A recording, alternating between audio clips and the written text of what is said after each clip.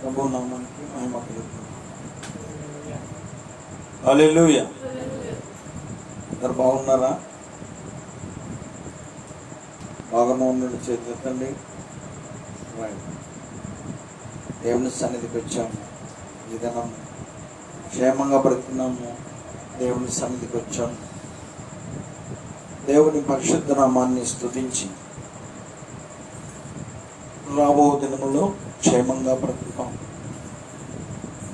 మనల్ని క్షేమంగా నడిపించే దేవుడు. హల్లెలూయా. మంచిది. ఈ రాత్రి దేవుని యొక్క వాక్యం మనము ధ్యానం చేసుకుందాం.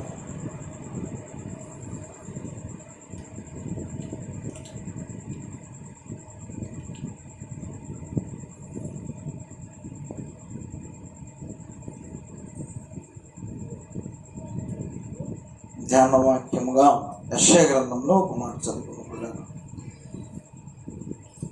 యెషయా గ్రంథం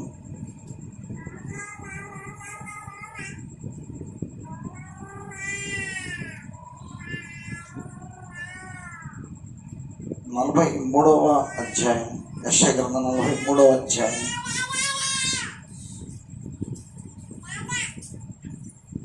20వ వచనం చదువుకున్నాం. 20వ వచనం చదువుకున్నాం.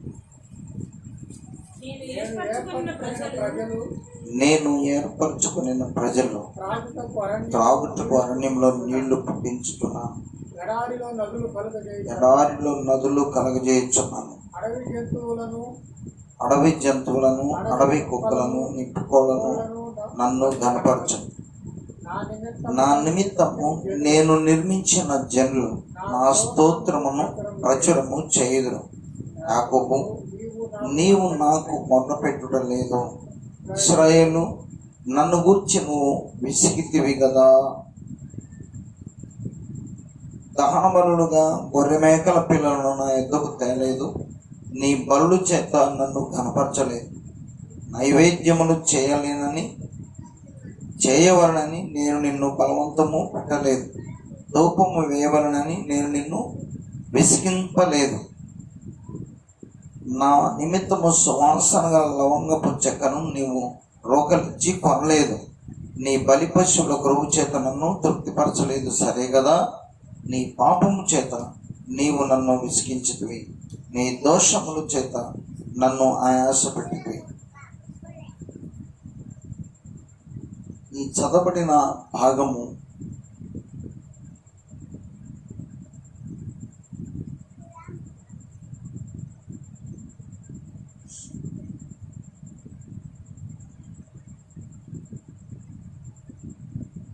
దేవుడు ప్రేమించి తన జనాంగముగా ఏర్పరచుకున్న ఇశ్రాయేలు గురించి మాట చెప్తున్నాను.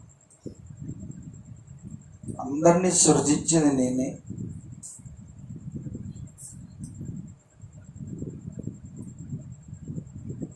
అందరినీ బ్రతికించేది నేనే.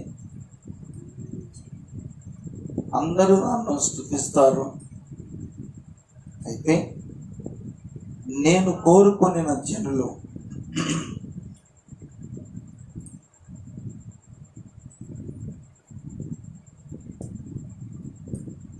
యాకోబుని అనగా ఇశ్రాయేలు జనాంగా,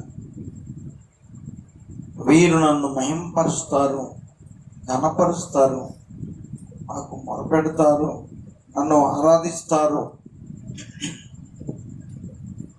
నా యొద్దకు వచ్చి నన్ను సేవిస్తారు అని ఎదురు చూసిన జనమంట దేవుణ్ణి అలా ఆరాధించలేదంట. చాలా బాధేసిందంట. బాధేసి వారి విషయమై దేవుడు కఠినపరుచుకున్నప్పుడు పిల్లారా చాలా బాధలు శ్రమలు పడ్డారు ఇశ్రాయేలీయులు. ఏ జనమైనా దేవుణ్ణి మహిమపరచకపోతే, దేవుణ్ణి దేవుడుగా ఆరాధించకపోతే, దేవునికి మొరపెట్టకపోతే నష్టపోయేది మనుషులే అనేది ఇక్కడ మనం గమనించాలని మనం చేస్తూ ఉన్నాం. నేను ఏర్పరచుకున్న జనులందరూ నాకు స్తోత్రము చేయుదురు. యాకోబు, నీవు నాకు మొరపెట్టట్లేదు. ఇశ్రాయేలు, నన్ను గురించి నీవు విసిగితివి కదా.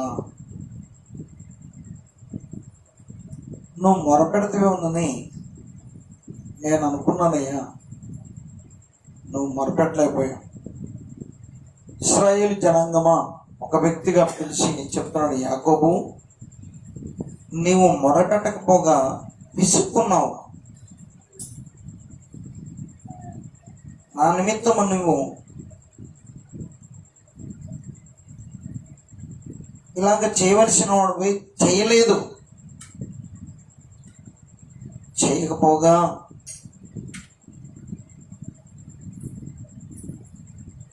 నీ పాపముల చేత నన్ను విసిగించుతవి, నీ దోషముల చేత నన్ను ఆయాస పెట్టింది. ఇలాంటి ఇశ్రాయేలు విషయమై దేవుడు చెప్తున్నాడు. అంటే 30వ అధ్యాయంలో మనం చూస్తే ఇశ్రాయేలు విషయమై యెషయా గ్రంథం 30వ అధ్యాయంలో మనం చూస్తే పిల్లలు,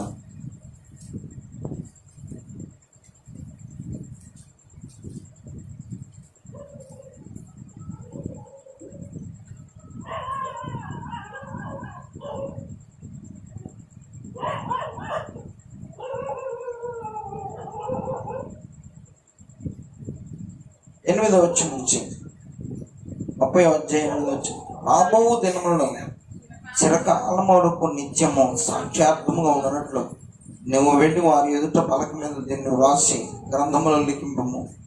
వారు ఎరగబడు జనులు, అబద్ధమాడు పిల్లలు, యెహోవా ధర్మశాస్త్రం ఎన్నోని పిల్లలు, దర్శనములు చూడవద్దని దర్శనము చూచు వారితో చెప్పువారు, యుక్త వాక్యములను మాతో ప్రచురింపకుడి, మృదువైన మాటల్ని మాతో పలుకుడి, మాయా దర్శనంలో కనుడి, అడ్డము రాకుండుడి, త్రోవ నుండి తొలుగుడి, ఇశ్రాయేలు పరిశుద్ధ దేవుని సంగతి మా ఎదుట ఎత్తకుడి అని భవిష్యత్ జ్ఞానులతో పలుకువారని ఉన్నారు. అందుచేత ఇశ్రాయేలు యొక్క పరిశుద్ధ దేవుడు ఇలా సెలవిస్తున్నాడు, మీరు వాక్యం వద్దని త్రోసివేసి బలత్కారము కృత్రిమము నమ్ముకొని అట్టి వాటిని ఆధారము చేసుకుంటుంది కనుక ఈ దోషము మీకు ఎత్తైన గోడ నుండి జోగిపడుచున్నా గోడ అండవలే అగును, అది ఒక క్షణంలోనే హఠాత్తుగా పడిపోవును. దేవుని సంబంధమైన ఆలోచన చేయకుండా వారు సంపాదించుకున్న వాటి విషయమే ఆలోచించి, వారు ఏర్పరచుకున్న వాటి విషయమే ఆలోచించి, వారికి అనుకూలమైన భక్తి క్రమాన్ని ఎంచుకొని ఇశ్రాయేలు జీవించాలని చూశారు పిల్ల. అలా జీవించుచున్న వారి విషయమై దేవుడు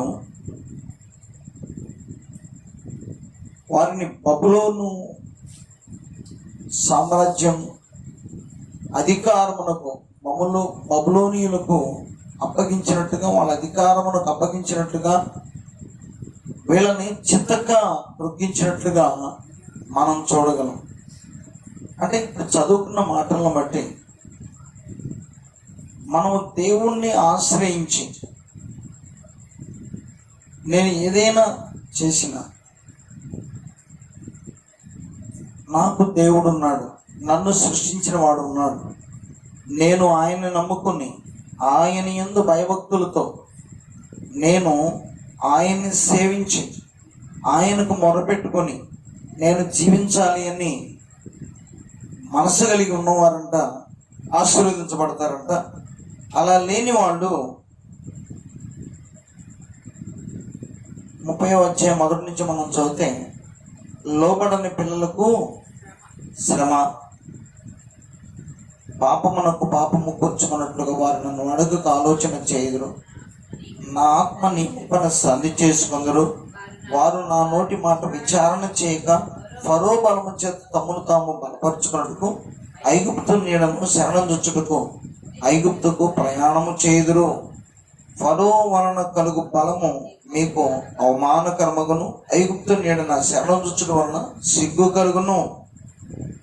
యాకోబు వారి అధిపతులు సోయనులో కనబడినప్పుడు వారి రాయబారులు ఆనేసులో ప్రవేశించినప్పుడు వారందరూ తమకు అక్కరకు రాక ఏ సహాయముకైనను ఏ ప్రయోజనముకైనను పనికి రాక సిగ్గును నిందయు కలుగుజేయు ఆ జనుల విషయమై సిగ్గుపడుదురు.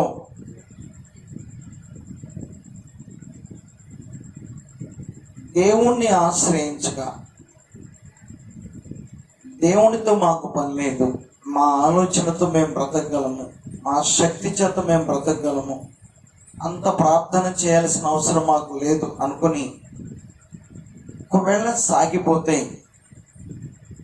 అలా ఆలోచించిన ఇశ్రాయేలులకు సిగ్గు, అవమానము, నిందలు, చీత్కారములు, దుఃఖము, బాధలు, కరువు, క్షామము ఎదుర్కోవాల్సి వచ్చిన సిగ్గుతో తలదించుకుంటూ జరిగిందంట.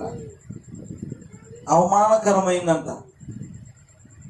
ఒక దినాన ఇట్లా ఇశ్రాయేలు చేసి దేవుణ్ణి విడిచిపెట్టి, దేవుణ్ణి కానక, దేవునికి లోబడక, దేవునికి భయపడక, దేవుణ్ణి ఆశ్రయించగా, దేవుణ్ణి ఆరాధించక, అసలు దేవుడు ఉన్నాడనే ఆలోచన చేయక వారి ఇష్టం వచ్చినట్టుగా జీవించినందువలన వారు ఏ స్థితిలో ఉన్నారో ఒక దినాన నెహెమ్యా గారు పోసుకొచ్చినట్టుగా చెప్పాడు. నెహెమ్యా గారు పోసుకొచ్చినట్టుగా చెప్పారు. పిల్లరా, మనం చదువుకున్న నెహెమ్యా గ్రంథంలో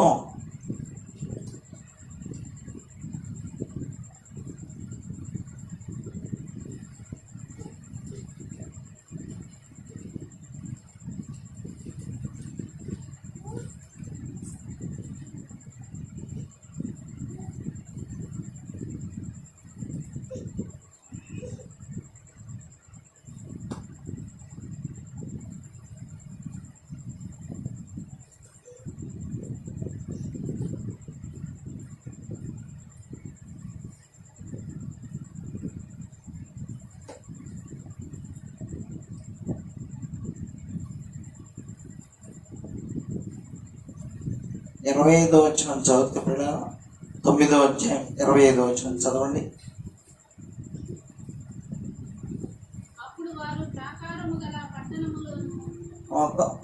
21వ వచనం నుంచి.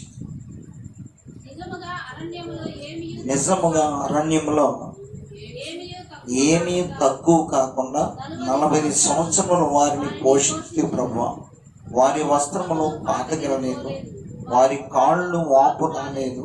ఇదియోగాక రాజ్యములను జనములను వారికి అప్పగించి వారికి సరిహద్దులు ఏర్పరిచింది కనుక వారు సీహోను అను హెష్బోను రాజు యొక్క దేశమును, బాషానుకును రాజైన ఓగు యొక్క దేశమును స్వతంత్రించుకుంది. వారి సంతతిని ఆకాశపు నక్షత్రములతో విస్తారముగా చేసి ప్రవేశించి స్వతంత్రించుకున్నట్లు వారి పితరులకు నీవు వాగ్దానం చేసిన దేశంలోనికి వారిని రప్పింపగా ఆ సంతతి వారు ప్రవేశించి ఆ దేశమును స్వతంత్రించుకొని, నీవు కానానీయులను ఆ దేశవాసులను జయించి తమకు మనస్సు వచ్చినట్టు చేయుటకు వారి రాజులను ఆ దేశ జనులను వారి చేతికి అప్పగించింది. అప్పుడు వారు ప్రాకారము గల పట్టణములను, ఫలవంతమైన భూమిని స్వాధీనపరచుకొని సకలమైన పదార్థములతో నిండి ఉన్న ఇండ్లను, త్రవ్విన బావులను, ద్రాక్ష తోటలను, ఒలీవ తోటలను, బహువిస్తారముగా ఫలించు చెట్లను వశపరచుకుని అలాగున వారు తిని తృప్తి పొంది మదించి నీ మహోపకారమును బట్టి బహుగా సంతోషించింది. అయినను వారు అవిధేయులై నీ మీద తిరుగుబాటు చేసి నీ ధర్మశాస్త్రమును లక్ష్య పెట్టక త్రోసివేసి నీ తట్టు తిరగవాలని తమకు ప్రకటన చేసిన నీ ప్రవక్తలను చంపి నీకు బహుగా విసుగు పుట్టించదు. నీకు బహుగా విసుగు పుట్టించదు. ఇశ్రాయేలు అంట ఎంత ఆశ్చర్యంగా వారిని దేవుడు ఆశీర్వదించాడంటే, బలపరిచాడంటే, వారికి ఎదురైన అన్య రాజులను, దేశాలను, స్వాస్థ్యాలను అప్పగించి జయ జీవితం ఇచ్చాడు. వారు బాగా తిని బలిసి తృప్తి పొంది సంతోషించి ఆనందించి ఇంకేం చేశారు? తిరుగుబాటు చేశారు, ప్రార్థన చేయడం మానేశారు.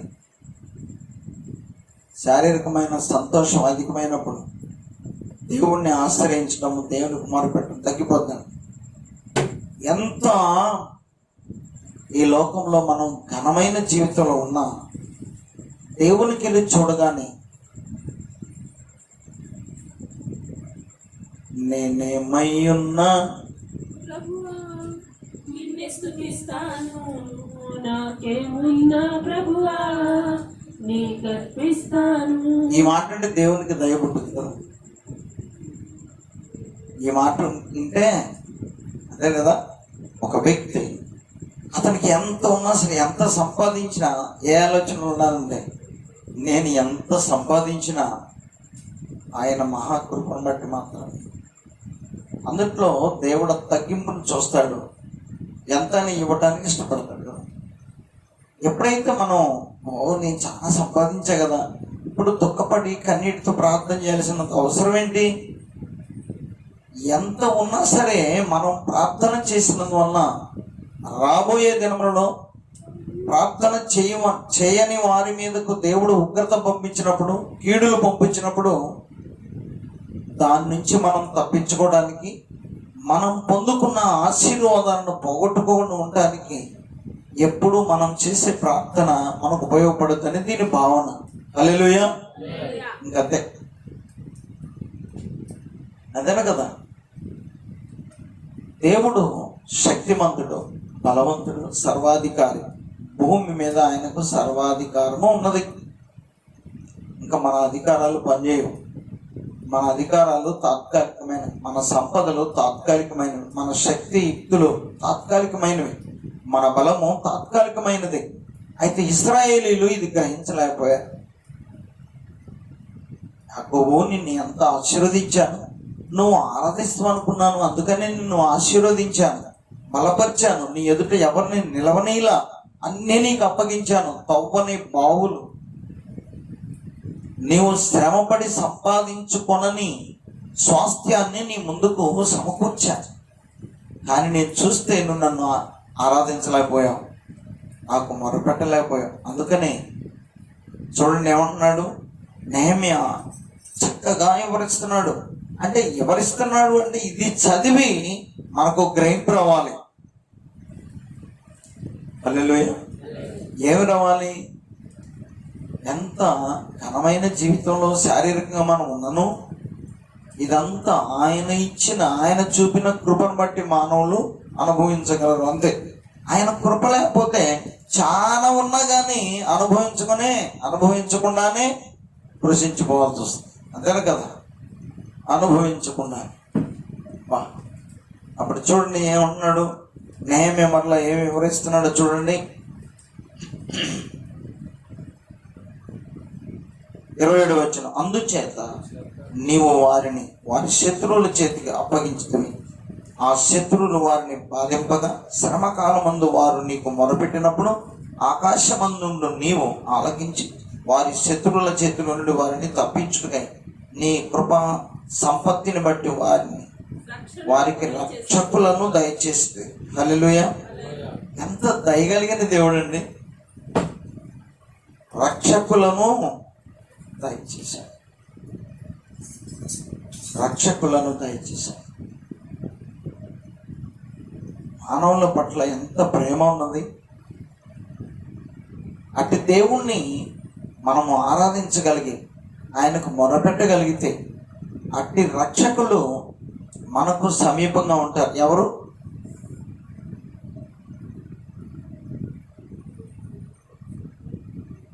ఎవరు లేదా? రక్షకులు ఎవరు? అయ్యో, మీకేం గుర్తు రావట్లేదా?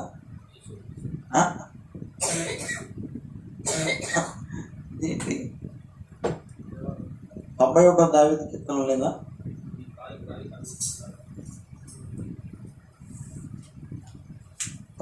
దావీదు కీర్తన.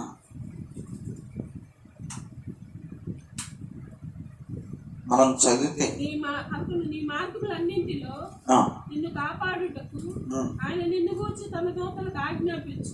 ఉమ్, నీ పాదములకు రాయి తగులకుండా ఉమ్, వారు నిన్ను తమ చేతుల మీద ఎత్తి పట్టుకొని ఉమ్. నీవు సింహములను నాగుపాములను దానిపైన ఇంకో మాట ఉన్నది, చదవండి. నీకు అపాయమేమీ రాదు, నీకు అపాయమేమీ రాదు, ఏ తెగులును నీకు రాను, సమీపించదు. నీ మార్గములన్నింటిలో నీ మార్గములన్నింటిలో నిన్ను కాపాడుటకు ఆయన నిన్ను గురించి తన దూతలకు ఆజ్ఞాపించును. ఆజ్ఞ పొందిన దూతలు ఏం చేస్తాయి? కాపాడుతాయి. కాపాడటం అంటే ఇంకొక కోణంలో చూస్తే రక్షించడం.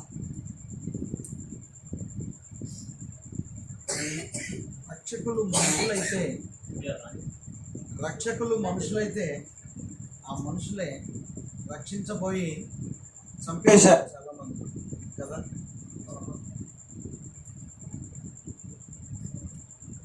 రక్షించే వాళ్ళే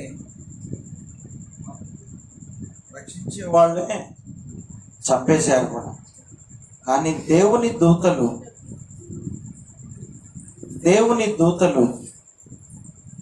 అలా చేయరంట.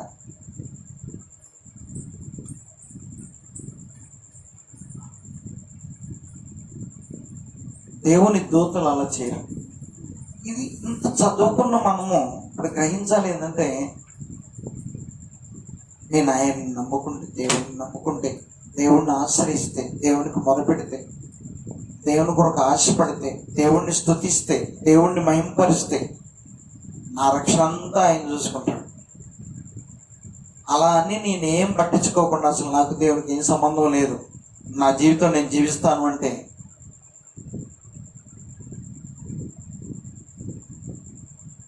ఆయన కోపాన్ని, ఆయన ఉగ్రతను, ఆయన శిక్షను మనం భరించడానికి సిద్ధపడాలి.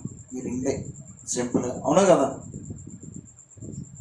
నాకేమంత అవసరం ఇప్పుడు ప్రార్థనకు వెళ్ళాలని ఒకవేళ అనుకుని జీవించిన ఆఖరికి అడుదిరిగి మళ్ళా ఆయన యొక్క కోపాన్ని రుచి చూడాల్సిందే. అర్థమైందా పిల్లలు?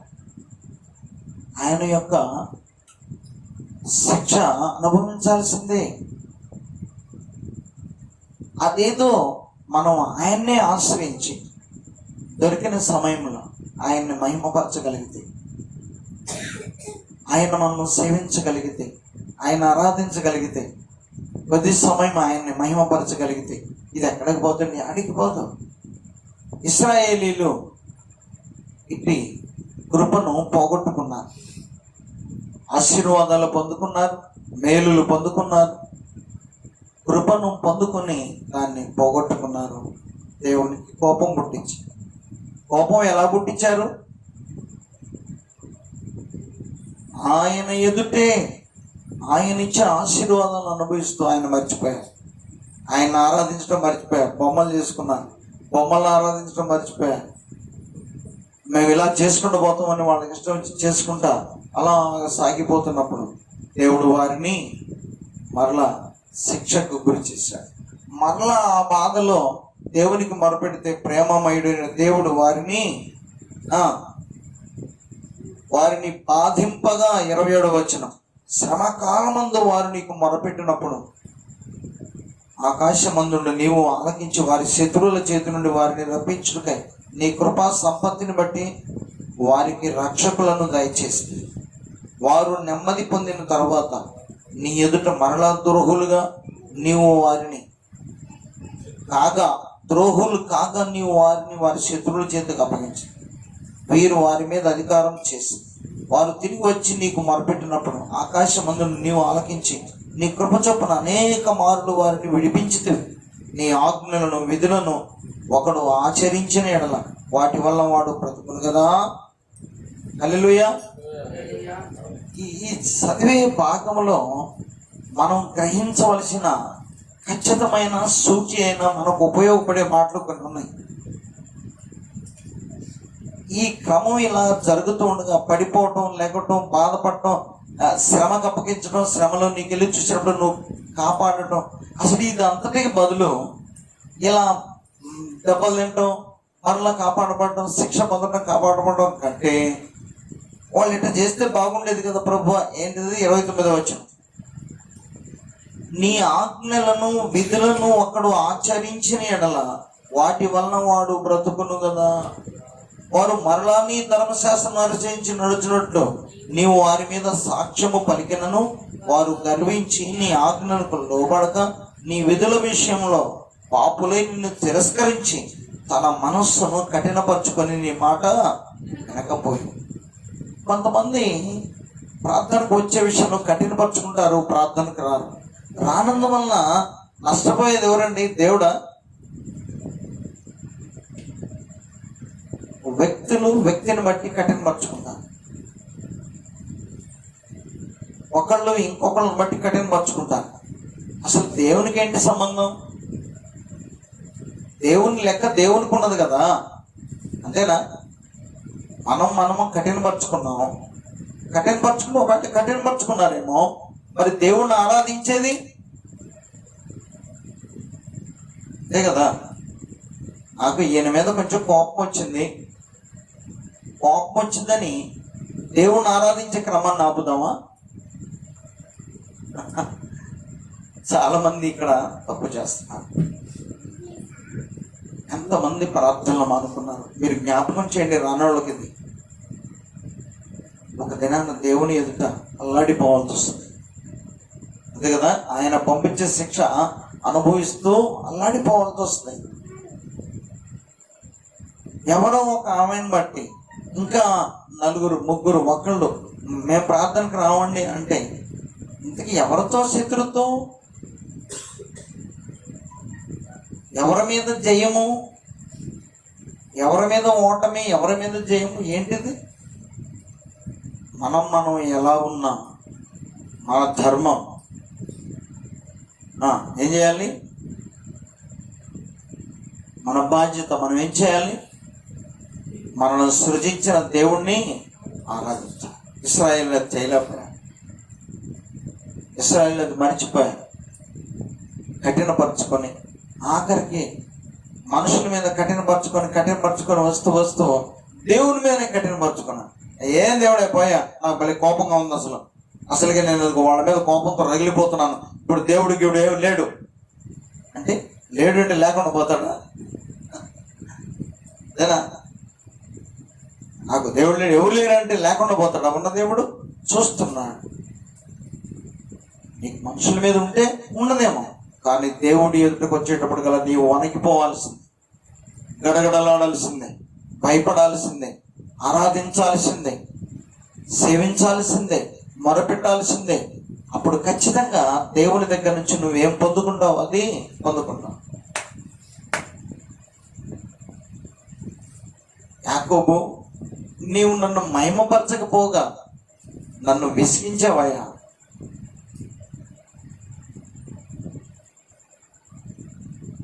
ఖచ్చితంగా నువ్వు మహిమపరచకపోతే అడవి కుక్కలు నన్ను మహిమపరుస్తాయి, చెట్లు నన్ను మహిమపరుస్తాయి, లోయలు నన్ను మహిమపరుస్తాయి. అది కాదు నాకు విషయం. ఇక్కడ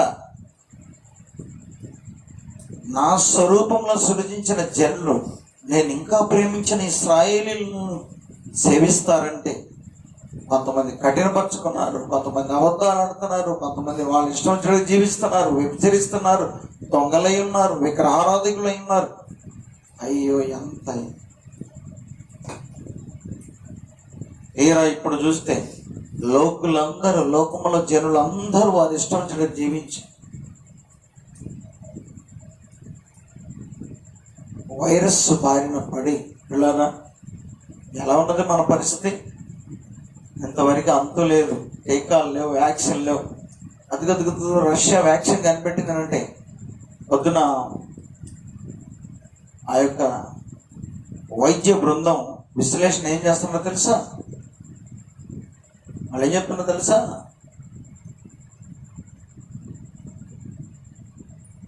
కొండనాలకు మందు పెడితే ఉండనాలుక ఊడిపోయినట్టు చేసుకోవద్దు మన ఇండియా వాళ్ళు. రష్యా వాళ్లకు ఇప్పుడే అంటే $1 బిలియన్ ఆర్డర్ ఇచ్చారండి 20 దేశాలు, అందులో భారతదేశం కూడా ఉంది. అయితే భారతదేశాన్ని వీళ్ళు అంటున్నారు చిన్న చిన్న దేశాలు ఇచ్చినది వేరే సంగతి అండి. కానీ మన దేశం కూడా ఎగబడి అలా అడ్డులు ఇస్తాయి. ఆ మందు తీసుకొచ్చి 60 మందికి మేము పరీక్ష చేసామని వ్యాక్సిన్ తీసుకొచ్చి 60 కోట్ల మందికి మనం యాక్షన్ ఇస్తే ఒకవేళ రియాక్షన్ అయితే ఏం చేస్తారు? ఒకవేళ తేడా చేస్తే అంటే లక్షల కోట్లకు ఆర్డర్ ఇచ్చి ఆ వ్యాక్సిన్ తెప్పిస్తే చిన్న తేడా జరిగితే ఏంటి, ఎంత బరువు పోద్ది మన భారతదేశానికి. ఇంతకు మన దేశం వ్యాక్సిన్లు ఏంటి సంగతి అని అడిగారు వాళ్ళు. ఇంత పెద్ద దేశం కదా, చేయలేమా, కనిపెట్టలేమా అని అడుగుతా. చూడు, అసలు ఇవన్నీ అవసరం. మనం ఒక వాక్యం చదువుకున్న యెషయా కదా, శీఘ్రముగా స్వస్థత వారికి కలుగును. శీఘ్రముగా స్వస్థత వారికి కలుగును. ఎవరికండి? దేవునికి భయపడి, దేవుణ్ణి ఆరాధించి, దేవుణ్ణి సేవించి, నాకు డాక్టర్ల కంటే దేవుడే ముఖ్యము, సైంటిస్టుల కంటే దేవుడు ముఖ్యము, నాకు నాయకుల కంటే, అధికారుల కంటే, అందరికంటే, మనుషులందరికంటే నాకు దేవుడు ముఖ్యమని ఎవరు సేవిస్తారో,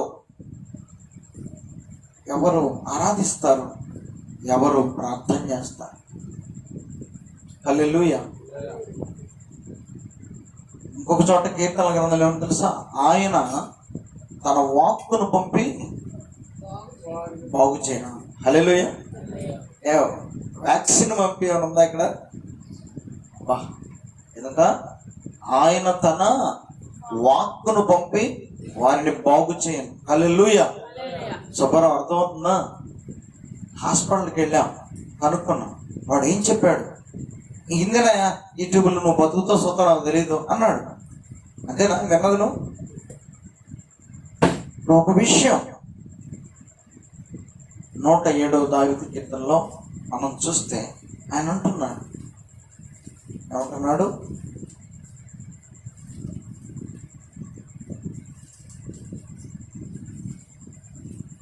ఇరవై వచ్చిన మనం చూస్తే ఆయన తన వాక్కును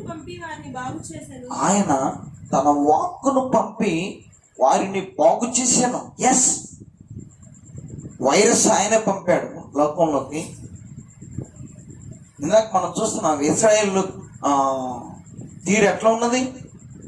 ఆయన కోపం పుట్టించడం, ఆయన శిక్షకు గురి చేయటం, మళ్ళీ వాళ్ళు ప్రార్థన చేయటం, బాగు చేయటం. ఇంతేనా జరిగింది? 107వ దావీదు కీర్తనలో మనం చూస్తే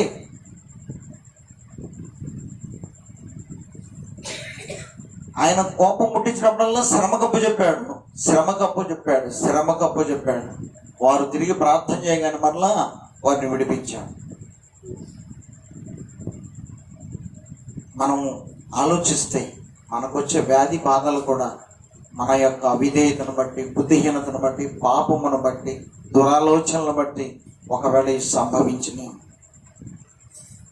దాన్ని పశ్చాత్తాపడి ఆయనకు మొరపెడితే, గోజాడితే, ఆయన పాదాలు పట్టుకుని ఏడిస్తే, ఎందుకు వాడాడు ఈ మాట? ఆయన తన వాక్కును పంపి వారిని బాగు చేసి. ఏం మాటండి? వ్యాక్సిన్ పంపాను ఉంది అక్కడ. ఆ మాటనే త్రోసివేశారంట. ఇందాక మనం చదువుకున్నాం నెహెమ్యా గ్రంథంలో, నీ వాక్యమును వారు త్రోసివేశారు. నీవు మాట్లాడే మాటలను వాళ్ళు లక్ష్య పెట్టలేదు. అసలు ఆ మాటల వల్ల ఏం జరుగుతుంది? మనకి మేలు జరుగుతుంది. వాక్యం బ్రతికించే వాక్యం, బాగు చేసే వాక్యం, శక్తినిచ్చే వాక్యం, తెలివినిచ్చే వాక్యం, బాగుపరిచే వాక్యం, స్వస్థపరిచే వాక్యం. వాక్యాన్ని వినగలిగి, వాక్యాన్ని ధ్యానించగలిగి, వాక్యమై ఉన్న దేవుణ్ణి ఆరాధించగలిగి ఆయనకు మొరపెడితే, ఆయన అంటున్నాడు, నాకు మొరపెట్టు నేను నీకు. ఈ మొరపెట్టకుండా, వాక్యం వినకుండా అసలు ఏం మాకు దేవునితో సంబంధమే లేదన్న ఇశ్రాయేలు ఏం పాటలు పడ్డారు. అయ్యో, ఈ నెహెమ్యా చెప్తున్నాడు. ఇంకా చదవండి 9వ అధ్యాయంలో మనం చూస్తే ఈ 30వ వచనం మనం ఇప్పుడు చదివితే, నీవు అనేక సంవత్సరముల వారిని ఓర్చి నీ ప్రవక్తల ద్వారా నీ ఆత్మచేత వారి మీద సాక్ష్యము పలికితివి గాని వారు వినకపోయి కాగా నీవు ఆయా దేశంలో ఉన్న జనుల చేతికి వారిని అప్పగించితివి. అయితే నీవు మహోపకారివై ఉండి వారిని బొత్తిగా నాశనము చేయకు. చూసారమ్మా, నిజమే. కన్న తల్లిదండ్రులు బిడ్డలు ఇసికించినప్పుడు నాశనం చేయలేక, క్షమించలేక, కాపాడలేక వాళ్ళ విషయం ఎలా ఉంటుందండి? ఆ తల్లిదండ్రుల ప్రేమ కదా. బాగా ఇసికిస్తున్నప్పుడు పక్కళ్ళు వచ్చి అంటారు, ఎందుకు హస్బెండ్ కొడుకు ఉంటే లేకపోతే హస్బెండ్ కూతురు ఉంటే నరికి అంటారు. అయ్యో బావయ్య నీకేం తెలుసు, కన్నానే కోపం వస్తుంది, నరకలేను. దేవుడు కూడా, దేవుని ప్రేమ అంతకంటే గొప్పది. తల్లికుండునా నీ ప్రేమ, కన్న తండ్రి కుండునా నీ ప్రేమ, నీ ప్రేమ ఎంతో మధురం. యేసు నీ ప్రేమ ఎంతో మధురం. యేసయ్యా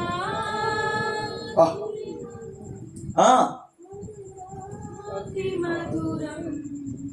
యేసయ్యా నీ ప్రేమ మధురం. నీ ప్రేమ ఎంతో మధురం.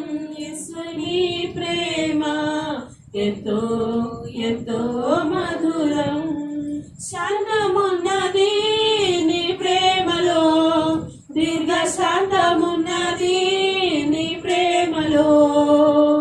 శాంతమున్నది నీ ప్రేమలో, దీర్ఘ శాంతమున్నది నీ ప్రేమలో. బలమున్నది నీ ప్రేమలో, గొప్ప భాగ్యమున్నది నీ ప్రేమలో.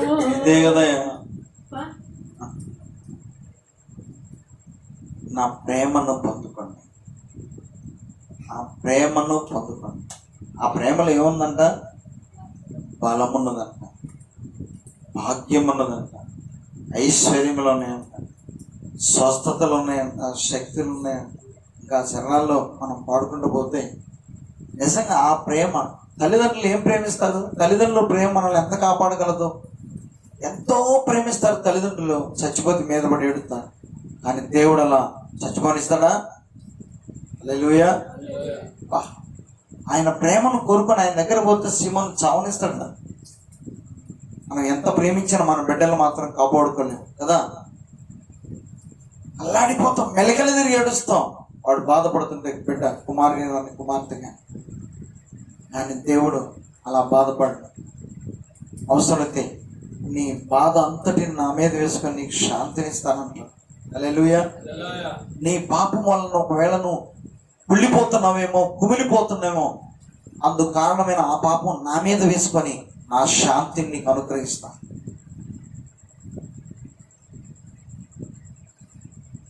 My peace I give you.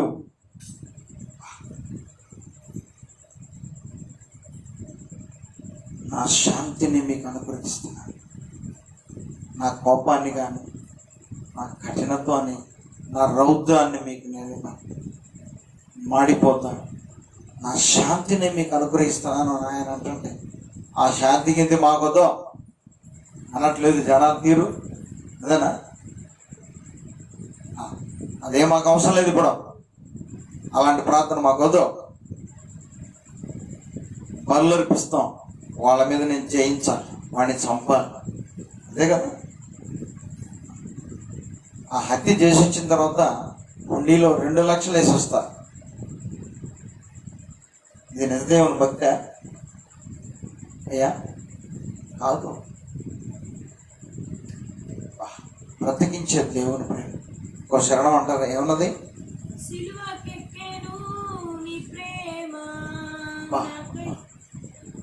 చంపలేక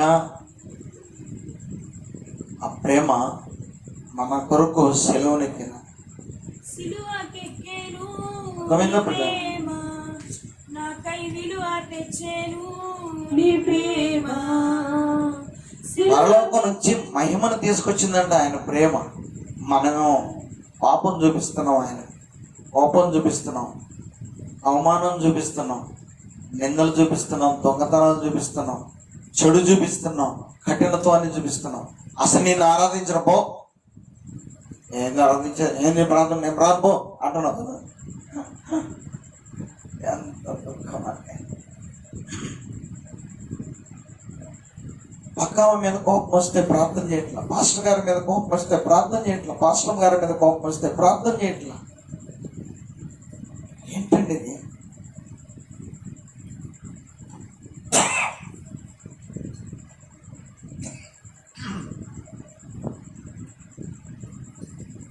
మనం ఇలాగే ఉంటే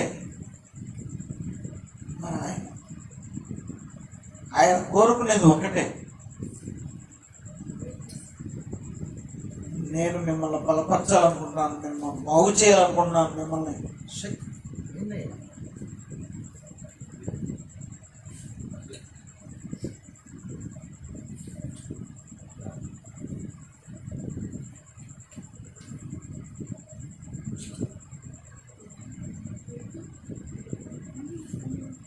ఇచ్చినప్పుడు మధ్యలో వచ్చినాయి అవి. సార్ ఇంతకు అసలు దేవుడు ఏం కోరుకుంటున్నాడు?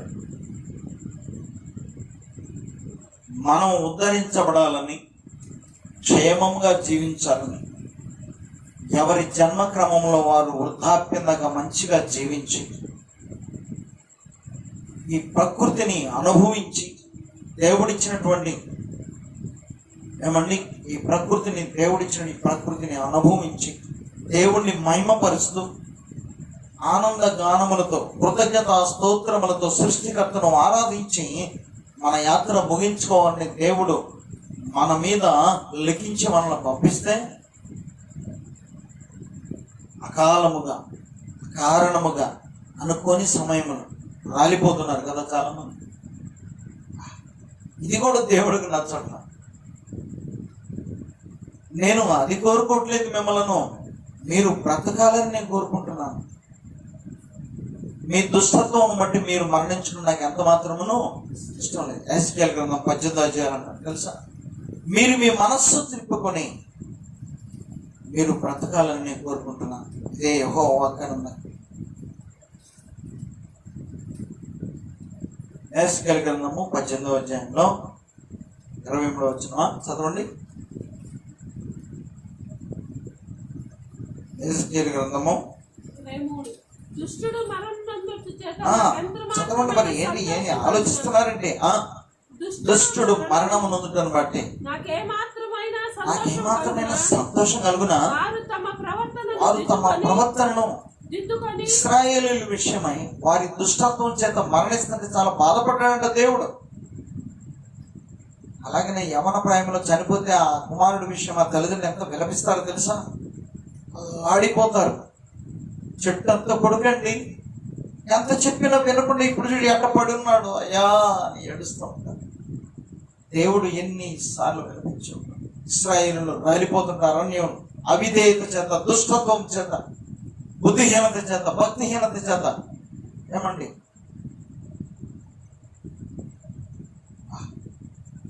భక్తి చేసి ఒకవేళ కరుణ చేత మరణించాం అనుకో, యెహోవా భక్తుల మరణం ఆయన దృష్టికి విలువైన. హల్లెలూయా.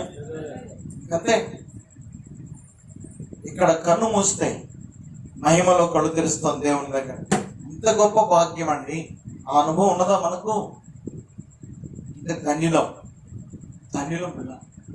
భక్తి విషయమై ఎక్కడ మీరు నిర్లక్ష్యం చేయవద్దు, ఆలస్యం చేయవద్దు, అసలు కొట్టవద్దు. ఇశ్రాయేలీయులు అలా చేసి వారు ఏం సాధించారంటే శ్రమలు, అర్థమైన శిక్షలు, మరణం, అవమానములు, నిందలు, చీత్కారాలు. ఇంకా చెప్పిన నెహెమ్యా చెప్తాడు, పిల్లల చదవండి. నెహెమ్యా భక్తుడు చెప్తాడు 33. మా మీదకి వచ్చిన శ్రమలన్నింటినీ చూడగా మా మీదకు వచ్చిన శ్రమలన్నిటినీ చూడగా నీవు న్యాయస్థుడవే. నీవు న్యాయస్తుడు గాని ప్రభా, నీవు సత్యముగానే ప్రవర్తించితివి. నీవు సత్యముగానే ప్రవర్తించితివి, కానీ మేము దుర్మార్గులమైతివి. కానీ మేము దుర్మార్గులమైతిమయ్యా. మా రాజులు గాని, మా రాజులు గాని, మా ప్రధానులు గాని, మా ప్రధానులు గాని, మా యాజకులు గాని, మా యాజకులు మా గాని, పితరులు గాని మా పితరులు గాని నీ ధర్మశాస్త్రములను అనుసరించి నడవలేదు. నీ ధర్మశాస్త్రం అనుసరించి నడవలేదు. నడవలేదయ్యా. నీవు వారి మీద పలికిన సాక్ష్యములైనను అబ్బబ్బా. నీ ఆజ్ఞలైనను వారు వినకపోయిరి. వెనకపోయింది. వారు తమ రాజ్య పరిపాలన కాలమందు ఆ, నీవు తమ ఎదుట చూపించిన గొప్ప ఉపకారములు తలంచక తలంచక నీవు వారికి ఇచ్చిన విస్తారమగు ఫలవంతమైన భూమిని అనుభవించి ఉండియు ఆ, నిన్ను సేవించకపోయిరి గనుక సేవించకపోయేది కనుక తమ చెడు నడతలు విడిచి ఇప్పుడు నాకు దొరుకుతున్న ఉపకారములను బట్టి, జరుగుతున్న మేలులను బట్టి, అందుతున్న వేతనాన్ని బట్టి, పోషణాన్ని బట్టి నేను దాన్ని అనుభవిస్తూ ఏం చేయాలి? కృతజ్ఞత వందనములు యేసయ్యకు చెల్లించాలి. ఇది నాకు ఇచ్చావు కృప, ఈ పూట నీకు వందనాలు అనగానే దేవుడు దానికంటే ఎక్కువ రేపు ఇవ్వడానికి ఇష్టపడతాడు. ఇశ్రాయేలు అది పోగొట్టుకున్నాం. ఎవరైనా సరే మనం ఇప్పుడైనా మనం చేయాల్సింది ఏంటంటే, మనకు దొరికిన ఆహార పదార్థాల విషయమై ఆర్థికపరమైన స్థితిగతులను బట్టి మనం నిత్యం ఆయన ప్రభునికి వందనాలు. పిల్లరా, నేను మీకు చెప్తున్నాను, అంత దగ్గర మన మీద మనం మధ్యలో కూర్చున్న సుబ్బారావు ఎంత ఇబ్బంది పడ్డాడో తెలుసా? ఒక కిడ్నీ తీసేసి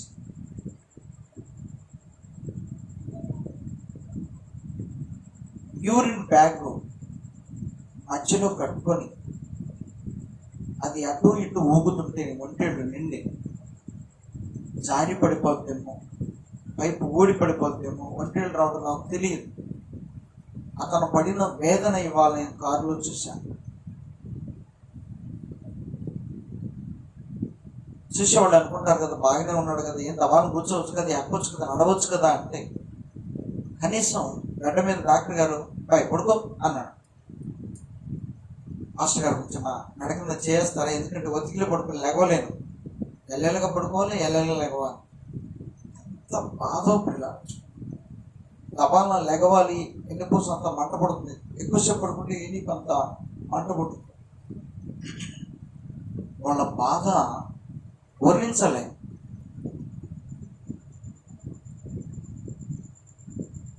ప్రాణం ఒకవేళ తొందరగా పోకపోతే ఆ బాధ ఎంత అనుభవించాలి కదా.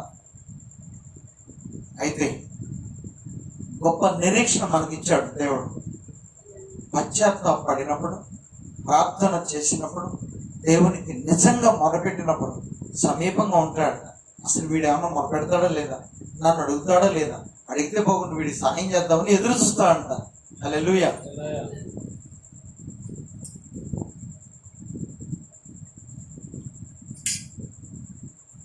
దినమెల్లా ఆయన చేతులు చాచి ఎదురు చూస్తాను.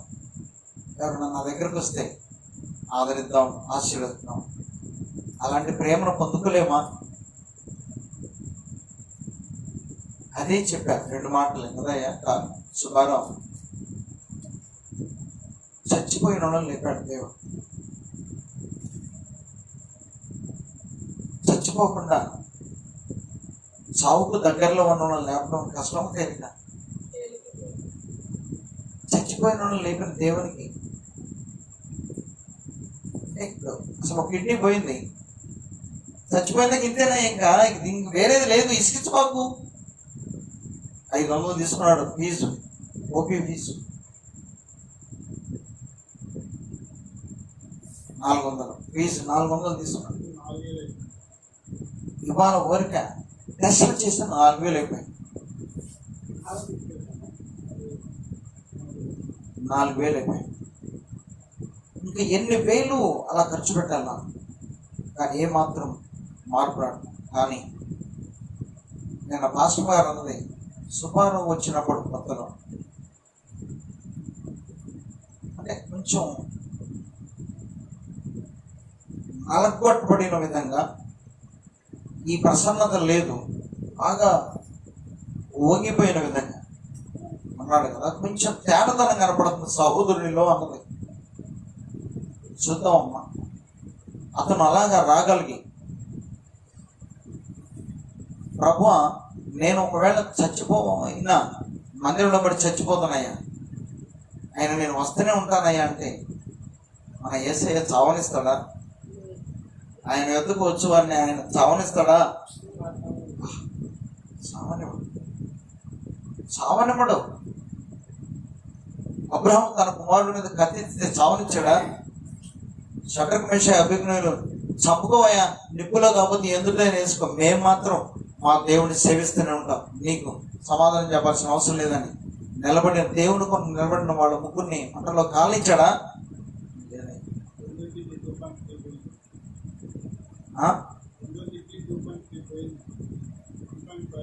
ఆ క్రియాటిన్ అని చెప్పిస్తే 2.3 ఉండదు. అసలు క్రియాటిన్ నేను నార్మల్ వ్యక్తికి 0.05 నుంచి 1.5 దాకా ఉండాలి, నార్మల్ రేంజ్ అంటారు. క్రియాటిన్ అంటే కిడ్నీ ఫంక్షన్, రక్తాన్ని శుద్ధి, పొల్యూషన్ని శుద్ధి చేసేటువంటి స్థితిలో అది కూడా పొల్యూట్ అయిపోవచ్చు, రక్తం పొల్యూట్ అయిపోవచ్చు. అంటే చెడు రక్తం శరీరానికి ఎక్కిపోద్ది, కిడ్నీలు పనిచేయకపోదు. చెడు రక్తం ఎప్పుడైతే కిడ్నీలకు ఎక్కిపోద్దాం చనిపోతాడు మనిషి. కిడ్నీ ఫంక్షన్ చెప్పే లెక్క అది క్రియాటిన్ అయినట్టు దాన్ని. అది అసలు ఒకటే కిడ్నీ ఉంది, ఒక కిడ్నీ 2.23 ఉన్నదండి, 1.5 ఉండాల్సింది. ఇప్పుడు అతను ప్రమాదంలో ఉన్నాడా? ఏం పర్లేదబ్బాయి నీకు అనగలం మనం వైద్య పరిభాషలో ఏమని చెప్పగలం అతను? అయితే విషయం అయితే వైద్య పరిభాషలో సీరియస్ కండిషన్, వాక్య పరిభాషలో తన వాక్కును పంపించి ఆయన బాగుపరుస్తాక. కీర్తన గ్రంథం 33వ అధ్యాయం 18వ వచనం చదవగలిగితే,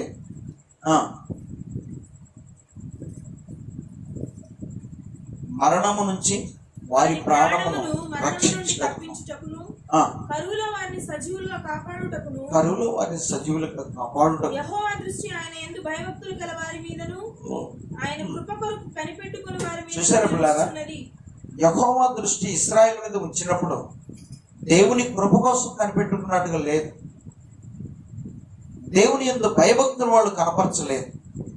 కానీ మనం కనపరచగలిగితే ఇశ్రాయేలు ఎదుర్కొన్న దుస్థితి, మరణకరమైన పరిస్థితులు మనం ఎదుర్కోవాల్సిన పని లేదు. హల్లెలూయా చదువుకున్నాం ఒకసారి హృదయపూర్వకంగా. హల్లెలూయా. దేవుడు మనం ఆశ్రయిద్దాం, ఆయన కృప సంపాదించుకున్నాం. ఎందుకంటే మరణించిన వారిని లేపిన దేవుడు, ఆయన్ని సేవించలేక, ఆయన ఆశ్రయించలేక, ఆయన దగ్గరికి వెళ్ళలేక, మోకరించలేక, కృతజ్ఞతలు చెల్లించలేక, ఆయన భూమిని వాళ్ళకి అప్పగించి, భూరాజులను వాళ్ళకి అప్పగించి, గొప్ప స్వాస్థ్యములను వాళ్ళకి అప్పగిస్తే ఇశ్రాయేలు దేవుణ్ణి ఆరాధించక, ఆశ్రయించక, దేవునికి భయపడక ఉన్నందున ఇశ్రాయేలు శ్రమల పాలైపోయారు. ఇప్పుడు మనం అయిపోవడానికి ఆశ్చర్యం ఉందా? కానీ నీ పక్కన 1000 మంది కూలినా, నీ కుడి పక్కన 10,000 మంది కూలినా అపాయము నీ ఎదుకు రాదనే వాగ్దానం ఇంకా నిలిచి ఉన్నది. హల్లెలూయా.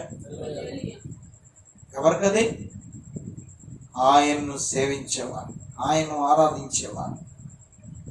యాకోబు ఎంత పనిచేసేవాయ్యా, నువ్వు ఆరాధించకపోతే ఆరాధించడానికి చాలా మంది ఉన్నారు, కానీ నువ్వు ఆరాధిస్తావని నేను ఎంతో ప్రేమించాను.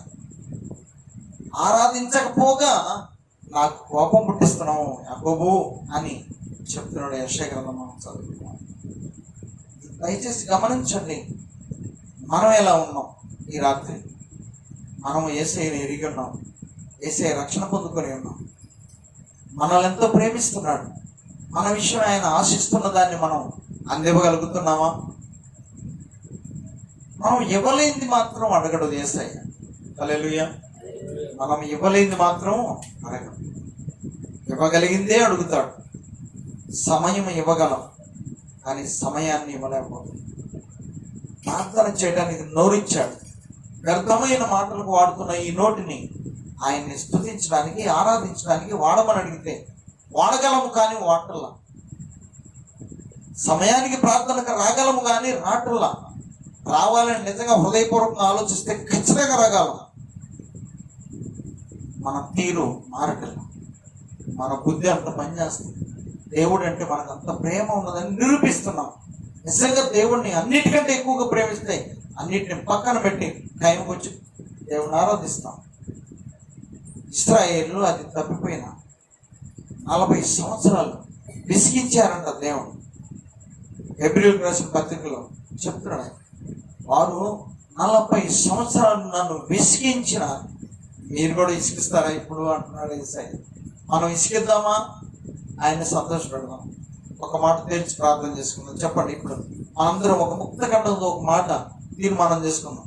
ఇసిగిద్దామా? ఒకసారి నిద్రపోయే వాళ్ళు లేపు, బాయ్ రా ప్రార్థనకనంటే ఆగనే అనేవాళ్ళు ఉన్నారు. అమ్మా ఇలా బుధవారం రాసి అన్నయ్య పతాకరి ఇట్లా పిలవడం మాకు కూడా నిన్ను చూస్తుంటే బాధ, నువ్వు రాకుండా ఉండి ముద్దే వస్తాం లేకపోలేదు అనేటట్టు ఉన్నారు. రానందువల్ల వాళ్ళ పొందే దేవుని దగ్గర నుంచి వాళ్ళు పొందుకునేటువంటిది చాలా భారమైందని నా బాధగా ఉంటుందా లేదా? సేవకుడు వచ్చి దేవుని కృప సంపాదించుకుంటే నా ద్వారా ఈ బిడ్డలు ఆశీర్వదించబడ్డారు. నేను చెప్పిన మాట విని వాడు మేలు పొందారనే సంతోషం మీ ఆత్మీయ తండ్రి నాకు మిగిల్చిన వాళ్ళు అవుతారు. హల్లెలూయా. ఇది మీ ఎడలో నేను కోరుకోవటం తప్పంటారా? చెప్పండి. కొంతమందికి అది తప్పుగా ఉండదు. వచ్చి మొత్తం కదా, ఎందుకు ఇట్లా ఇట్లా మన దగ్గర పిలవటం? దేవుడు నాకు అప్పగించిన పని. రే నువ్వు వెళ్ళి పిలో, వాళ్ళు రాకపోతే అది నేను చూసుకుంటా, కానీ పిలిచే పని నువ్వు సరిగ్గా చేస్తున్నావు, నీ పని నువ్వు చేయి, వచ్చి మళ్ళీ ఆరాధించు. నీవు బతుకునేది నువ్వు బతుకుంటావు. పిలిచినా రానందుకు వాళ్ళు పొందుకునే వాళ్ళు బతుకుంటారు. ఉండలేదు మత్తయి సువార్తలు, ఎందుకు పిలిస్తే వాళ్ళు రాలేదు. జబర్దస్త్గా తీసుకురమన్నాడా లేదా? బలవంతంగా తీసుకురమన్నా. రాని వారిని తిరస్కరించినందుకు విందు భోజనం కాదు, అప్పుడు నరక భోజనం, అగ్నిగుండం, అగ్ని ఆరదో గురుగుజ. వస్తే విందు ఆరగించేవాడు. ఇంతే దేవుని సన్నిధికి రావడం. ఇశ్రాయేలుల కృపను పోగొట్టుకున్నాం.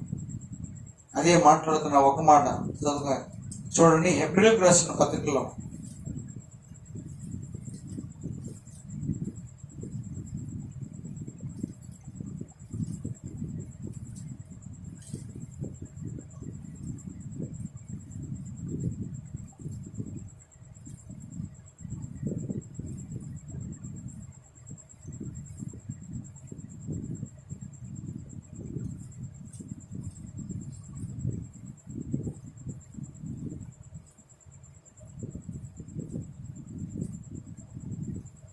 8వ వచనం నుంచి 3వ అధ్యాయం 8వ వచనం చదవండి. నేడు అమ్మా అసలు ఇప్పుడు హెబ్రీయులకు రాసిన పత్రిక ఇప్పుడు చదివే సంఘటన గ్యాప్ ఎంత తెలుసా? హెబ్రీయులకు రాసిన పత్రికకు ఇప్పుడు మనం చదివే సంఘటన, పౌలు గారు గుర్తు చేస్తున్న సంఘటన 100 సంవత్సరాల గ్యాప్. 100 కాదు పిల్లలు, 1000 సంవత్సరాలు, 1000 సంవత్సరాలు, దరిదాపు 3000 సంవత్సరాల గ్యాప్.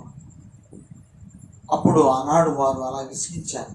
ఇప్పుడు మనం అలా చేయకుండా ఉందాం అని పౌలు గారు చెప్పినాడు. హెబ్రీయులకు రాసిన పత్రిక చదవండి. నేడు మీరు ఆయన శబ్దము విని ఎడల అరణ్యంలో శోధన దినమందు కోపం పుట్టించినప్పటి వలె మీ హృదయములను కఠినపరచుకొనుకుడి. 40 సంవత్సరములు నా కార్యములను చూచి మీ పితరులు నన్ను పరీక్షించి శోధించిరి కావున నేను ఆ తరము వారి వలన విసిగి వీరెల్లప్పుడూ తమ హృదయాలోచనలు తప్పిపోవచ్చున్నారు, నా మార్గములను తెలుసుకొనలేదు.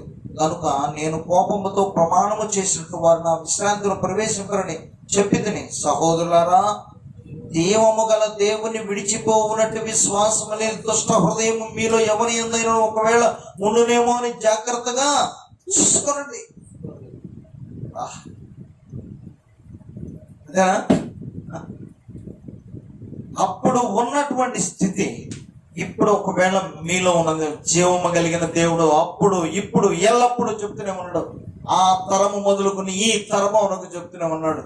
ఎప్పుడైనా మీరు విని వారిలా కాకుండా మీరన్నా నాకు ఇష్టమైన విధంగా ఉంటారా?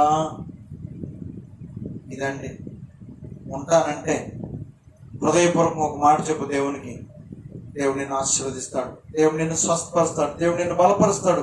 నువ్వు కోరుకున్న రేవుకు నిన్ను చేరుస్తాడు, నువ్వు కోరుకున్న విధంగా నిన్ను ఆశీర్వదిస్తాడు.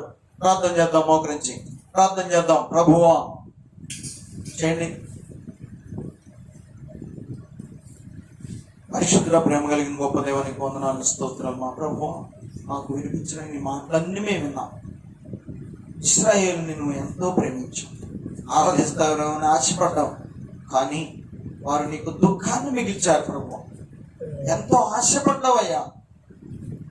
నిన్ను స్తుతించడానికి సర్వ సృష్టి ఉన్నది, కానీ మా స్తుతిని కోరుకుంటున్నావు. నీకు వందనాలు, స్తోత్రాలు.